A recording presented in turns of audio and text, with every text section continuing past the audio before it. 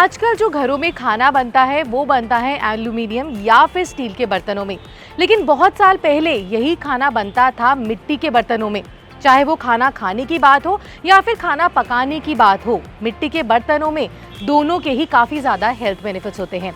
तो hi guys, मैं हूं पलक और आज मैं आपको बताऊंगी मिट्टी के बर्तनों में खाने के हेल्थ बेनिफिट्स और साथ ही जब आप उसमें खाना बनाते हैं तो उसको ढंग से साफ कैसे कर सकते हैं। तो सबसे पहले बात करते हैं हेल्थ बेनिफिट्स के बारे में। जब आप मिट्टी के बर्तन में खाना बनाते हैं तो आप महसूस करते होंगे कि उसमें काफ़ी ज़्यादा अच्छी खुशबू आ जाती है और वो उसका जो टेस्ट है वो भी काफ़ी ज़्यादा अलग हो जाता है। अगर मैं बात करूँ चाय की या फिर किसी खाने की तो उसका टेस्ट एकदम अलग ही आता है। जैसे हम यूजुअली लोग पीते हैं कुल्हड़ में चाय, लेकिन अगर वही चाय कुल्हड़ में बनाई जाए या किसी मिट्टी के बर्तन में बनाई जाए तो उसका टेस्ट दुगना हो जाता है।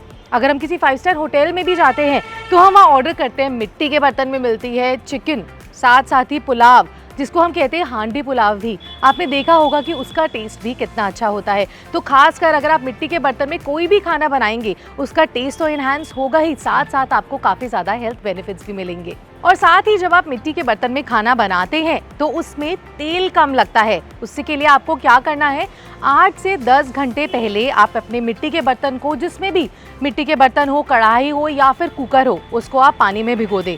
उससे क्या होगा, जो पानी होगा वो मिट्टी का बर्तन अपने अंदर सोख लेगा और जब उसके अंदर आप तेल डालेंगे तो उसमें आपको काफ़ी ज़्यादा कम तेल लगेगा, जिसकी वजह से जो आपको हेल्थ रिलेटेड परेशानियां हैं, जैसे कब्ज होता है, आपको पेट दर्द होता है, डाइजेशन में काफ़ी ज़्यादा प्रॉब्लम होती है, ये सारी समस्या खत्म हो जाएंगी।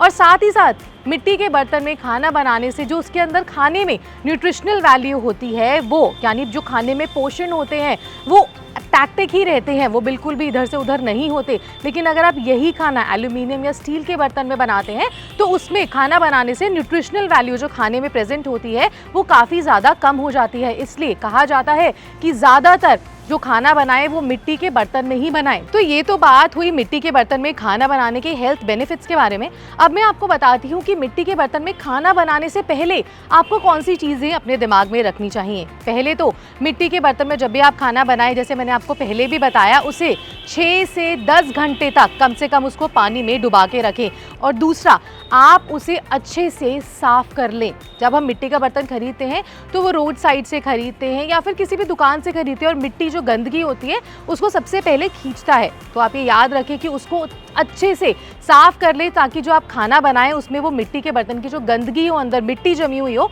वो बिल्कुल भी ना जाए। और अब बात करते हैं मिट्टी के बर्तन में खाना बनाने के नुकसान के बारे में।